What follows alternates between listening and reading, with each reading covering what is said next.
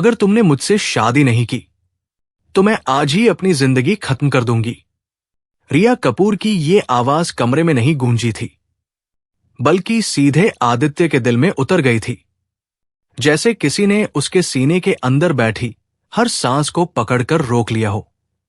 क्योंकि ये कोई गुस्से में कही गई धमकी नहीं थी, ये उस औरत की आखिरी सच्चाई थी जो पिछले 6 महीनों से हर दिन धीरे धीरे अंदर से मर रही थी। और आज पहली बार उसने अपने टूटने की आवाज किसी और को सुनाई थी। आदित्य समझ गया था कि सामने बैठी करोड़ों की मालकिन अब सिर्फ एक नाम नहीं रही, बल्कि एक बेहद डरी हुई, बेहद अकेली और बेहद थकी हुई इंसान बन चुकी है, जिसने शायद अब जीने की वजह ढूंढनी बंद कर दी है। उसके हाथ कांप रहे थे, आंखों के नीचे काले गहरे घेरे थे, बाल बिखरे हुए थे, और वो वही रिया नहीं लग रही थी जिसे शहर कभी स्टील क्वीन कहता था, बल्कि वो एक ऐसी लड़की लग रही थी जो इस वक्त सिर्फ किसी के होने की उम्मीद में बैठी थी। आदित्य के लिए ये पल किसी खाई के किनारे खड़े होने जैसा था। एक तरफ उसका आत्मसम्मान था, उसकी परवरिश थी, उसका गरीब लेकिन साफ चरित्र था, और दूसरी तरफ एक ऐसी जान थी जो शायद उसके एक जवाब पर टिकी हुई थी। उसने खुद से पूछा, क्या वो सिर्फ समाज के डर से, लोगों की बातों के डर से इस औरत को मरने के लिए छोड़ सकता है? क्या सही और गलत हमेशा इतने साफ होते हैं, या कभी कभी हालात उन्हें धुंधला कर देते हैं? उसने धीरे से सिर उठाया, और पहली बार उसने रिया को अपनी मालकिन नहीं, बल्कि एक इंसान की तरह देखा जो सच में अब लड़ने की ताकत खो चुकी थी। उसकी आवाज भारी हो चुकी थी, लेकिन उसने फिर भी खुद को संभालते हुए कहा कि ये शादी अगर होगी तो किसी लालच में नहीं होगी, किसी मजबूरी का फायदा उठाकर नहीं होगी, बल्कि सिर्फ इसलिए होगी ताकि वो जिंदा रह सके। रिया ने उसकी तरफ देखा, जैसे डूबते वक्त किसी को एक लकड़ी मिल जाए, जैसे किसी ने उसे फिर से सांस लेने का मौका दे दिया हो। उसके चेहरे पर पहली बार थोड़ी सी राहत आई, लेकिन वो मुस्कुराई नहीं, क्योंकि ये खुशी का पल नहीं था, ये सिर्फ एक भावनात्मक युद्ध विराम था। अगले ही दिन बिना किसी शोर के, बिना किसी रिश्तेदार को बताए, शहर के किनारे बसे एक छोटे से मंदिर में 2 गवाहों और एक वकील के सामने रिया कपूर और आदित्य वर्मा की शादी हो गई। ना दुल्हन ने भारी गहने पहने, ना दूल्हे ने नया सूट खरीदा। दोनों के चेहरे पर ना खुशी थी, ना डर, बस एक अजीब सी गंभीर शांति थी, जैसे दोनों ने किसी बहुत बड़े तूफान से बचने के लिए एक अस्थायी छत बना ली हो। लेकिन जैसे ही ये खबर बाहर पहुंची, पूरा शहर हिल गया। जिन रिश्तेदारों को अब तक लग रहा था कि रिया की दौलत धीरे धीरे उनकी मुट्ठी में आ जाएगी, उन्हें अचानक एहसास हुआ कि खेल उनके हाथ से निकल चुका है। फोन की घंटियां बजने लगी, आरोप लगने लगे। किसी ने कहा रिया पागल हो गई है, किसी ने कहा आदित्य ने चाल चली है, किसी ने इसे इज्जत का सौदा कहा। लेकिन हवेली के अंदर माहौल अलग था। वहां सिर्फ 2 लोग थे जो एक ही छत के नीचे अब नए नाम से रह रहे थे, लेकिन दूरी अभी भी पहले जैसी ही थी। आदित्य, जो अब कागजों में उसका पति बन चुका था, उसी कमरे में नहीं गया जहां रिया रहती थी। उसने वही पुराना स्टाफ क्वार्टर चुना, वही दिनचर्या रखी, वही काम किए, और रिया ये सब चुपचाप देखती रही। उसे शायद पहली बार किसी मर्द से ये शिकायत नहीं थी कि वो उसके करीब क्यों नहीं आया, बल्कि उसे सुकून था कि ये इंसान उसकी सीमाओं का सम्मान कर रहा है। और धीरे धीरे हवेली के अंदर एक अजीब सा संतुलन बनने लगा। अब रिया रात में चिल्लाकर नहीं उठती थी, दवाइयां कम होने लगी थी, और वो पहली बार बिना डर के खाना खा पाती थी। शादी को अभी मुश्किल से 10 दिन ही हुए थे, लेकिन हवेली के बाहर जितना शोर था, अंदर उतनी ही खामोशी थी। जैसे ये रिश्ता दुनिया के लिए एक खबर था, लेकिन उनके लिए एक जिम्मेदारी। आदित्य अब भी हर सुबह पहले की तरह उठता था, रसोई में जाता था, चाय बनवाता था, दवाइयों का डिब्बा समय पर रखता था और फिर बिना कुछ कहे अपने काम में लग जाता था। फर्क बस इतना था कि अब जब वो कमरे में प्रवेश करता था तो दरवाजे पर दस्तक देने से पहले एक पल रुकता जरूर था, जैसे खुद को याद दिलाता हो कि ये रिश्ता कागजों में बदल चुका है, लेकिन उसकी नीयत अब भी वैसी ही रहनी चाहिए जैसी पहले थी। और रिया हर बार उसे देखती, लेकिन कुछ कहती नहीं, क्योंकि वो समझ चुकी थी कि ये दूरी अपमान नहीं, बल्कि सम्मान की सबसे सच्ची शक्ल है। धीरे धीरे हवेली में एक अजीब सा सुकून आने लगा था, जो पहले कभी महसूस नहीं हुआ था। अब रात में रिया की नींद अचानक नहीं टूटती थी। उसकी सांसें पहले जितनी तेज नहीं चलती थी, और कई बार तो वो खुद हैरान रह जाती थी कि वो बिना दवा लिए भी सो पाई है। एक रात जब अचानक उसकी तबीयत फिर से बिगड़ी, वही पुरानी घबराहट, वही पसीना, वही दिल की तेज धड़कन। लेकिन इस बार फर्क ये था कि वो अकेली नहीं थी।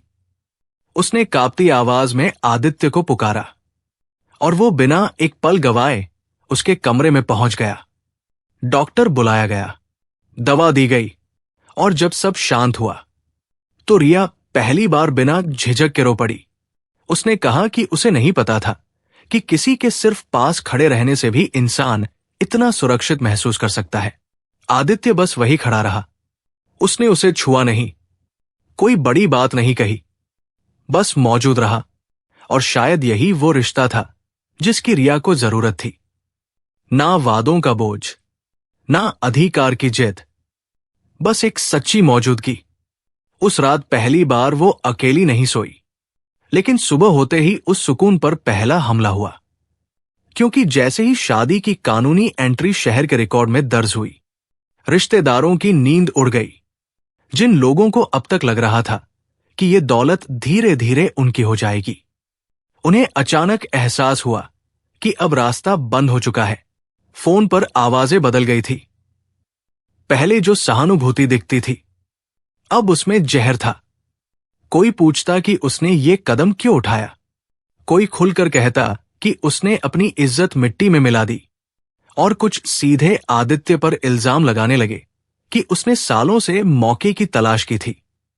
रिया सब सुनती रही, लेकिन इस बार वो टूटी नहीं, क्योंकि अब उसके पास कोई था जिससे वो सब कुछ कह सकती थी, जिसने पहली बार उसे ये महसूस कराया था कि उसे हर बात अकेले सहने की जरूरत नहीं है।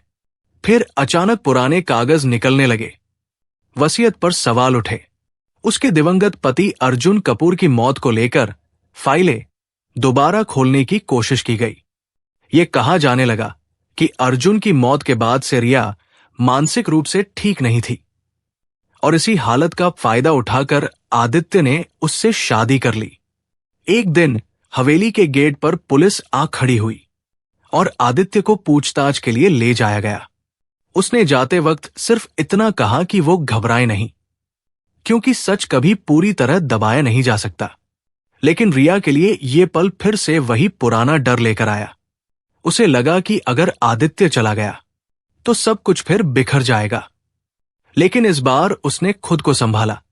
उसने वकीलों को बुलाया, पुराने दस्तावेज निकलवाए, बैंक रिकॉर्ड चेक करवाए, और पहली बार अपनी जिंदगी के फैसले खुद लेने शुरू किए।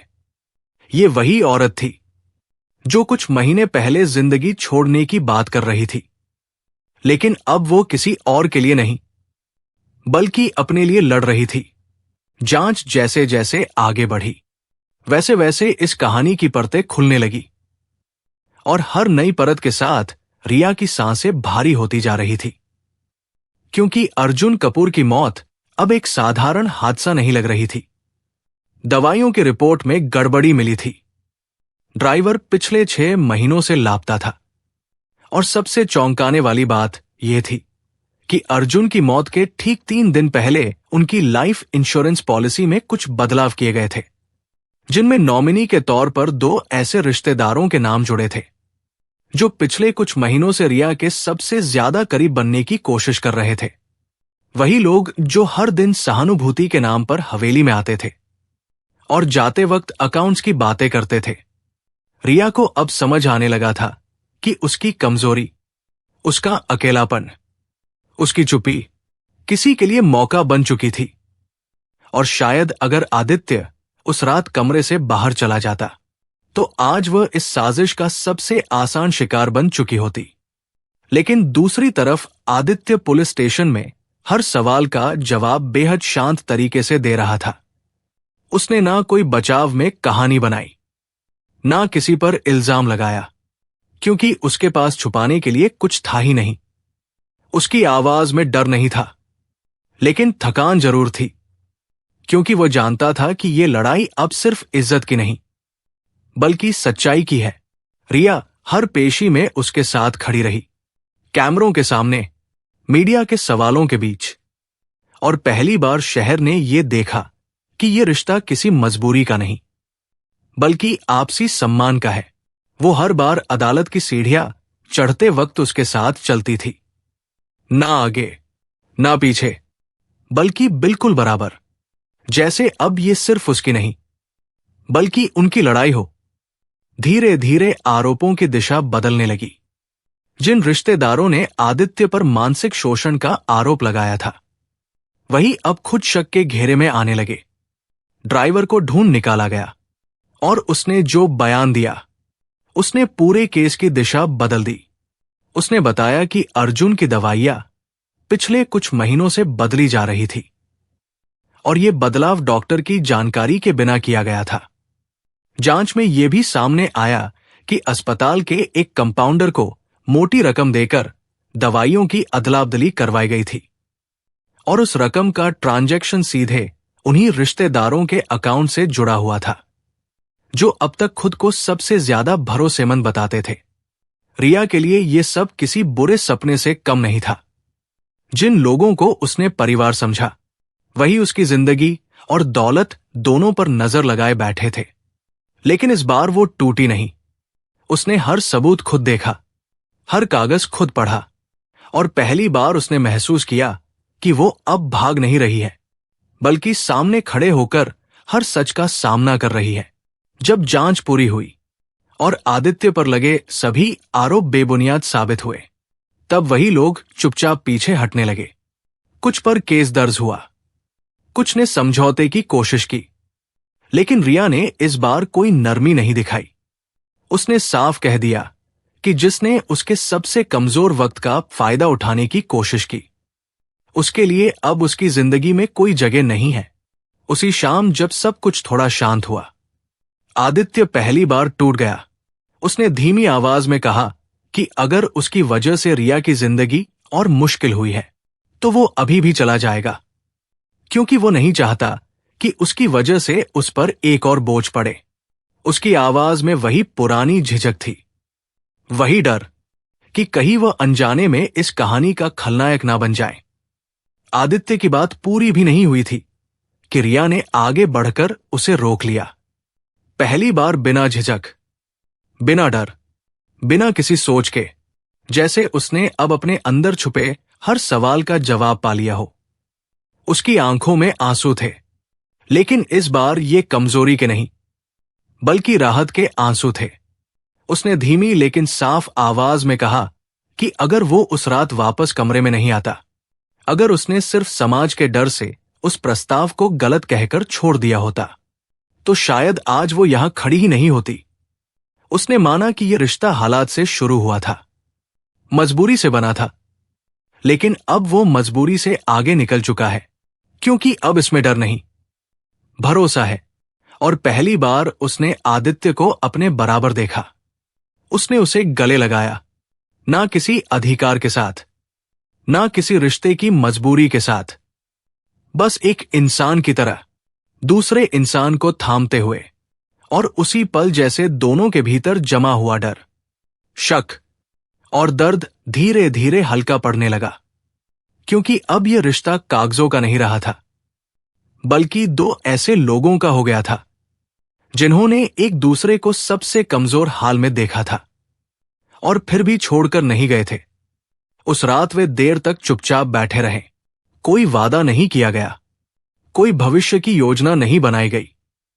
बस इतना तय हुआ कि अब जो भी होगा, भाग कर नहीं, बल्कि सामने खड़े होकर झेला जाएगा। अगले कुछ हफ्तों में हवेली का माहौल पूरी तरह बदलने लगा। वही जगह जो कभी रिया को काट खाने दौड़ती थी, अब उसे भारी नहीं लगती थी। वो फिर से सुबह की धूप में खिड़की खोलने लगी, खाना खुद पूछकर बनवाने लगी और जिंदगी के छोटे छोटे फैसले लेने लगी। आदित्य भी बदला नहीं था। ना उसने अधिकार जताया, ना उसने ये साबित करने की कोशिश की कि अब वो मालिक है। उसने वही दूरी रखी जो सम्मान से आती है, और वही नजदीकी जो भरोसे से जन्म लेती है। समाज की बातें धीरे धीरे थमने लगी, क्योंकि लोगों को मसाला तभी तक चाहिए होता है जब तक सामने वाला टूटता दिखे। और जब उन्होंने देखा कि ये रिश्ता ना तो शर्म से झुका है, ना डर से टूटा है, तो उनकी दिलचस्पी भी खत्म होने लगी। कुछ लोग आज भी ताने देते थे, लेकिन अब उन तानों में चोट नहीं लगती थी, क्योंकि दोनों को पता था कि वे क्यों साथ है। समय के साथ रिया ने अपनी दौलत का इस्तेमाल दिखावे में नहीं, बल्कि काम में करना शुरू किया। उसने एक ट्रस्ट बनाया उन औरतों के लिए जो अकेली थी, टूटी थी और जिन्हें सिर्फ सहारे की जरूरत थी। आदित्य हर कदम पर उसके साथ खड़ा रहा, आगे नहीं, पीछे नहीं, बल्कि बराबर। और जब भी उसे लगा कि रिया फिर से डर की तरफ लौट रही है, वो बिना कुछ कहे उसका हाथ थाम लेता था। एक शाम रिया ने मुस्कुराते हुए कहा कि कभी कभी सही फैसला वो नहीं होता जो सबसे सुरक्षित हो, बल्कि वो होता है जिससे किसी की जिंदगी बच जाए, चाहे बदले में आपको अपनी पुरानी पहचान ही क्यों ना छोड़नी पड़े। क्योंकि रिश्ता हैसियत से नहीं, नीयत से बनता है। और कभी कभी जिंदगी से हारे हुए इंसान को प्यार नहीं, सिर्फ एक सच्चे इंसान की मौजूदगी चाहिए होती है। सीख, कभी कभी किसी की जिंदगी बदलने के लिए बड़े वादों की जरूरत नहीं होती, सिर्फ सही समय पर साथ खड़े रहने की जरूरत होती है। क्योंकि जब कोई इंसान टूट रहा होता है, तब उसे सलाह नहीं, सहारा चाहिए होता है। अब आपसे एक सवाल है, अगर आपके सामने कोई इंसान पूरी तरह टूट चुका हो और आपको चुनना पड़े कि समाज क्या कहेगा या उसकी जिंदगी बच जाएगी, तो आप क्या चुनेंगे? समाज या इंसानियत? कमेंट में जरूर बताइए, क्योंकि आपका जवाब किसी और के सोचने का तरीका बदल सकता है। अगर आपको यह कहानी अच्छी लगी हो तो हमारे channel story by DK Jha को सब्सक्राइब करें और शेयर करें। मिलते हैं एक और नई कहानी के साथ। तब तक के लिए आप अपना और अपने परिवार का ख्याल रखें। जय हिंद, जय भारत।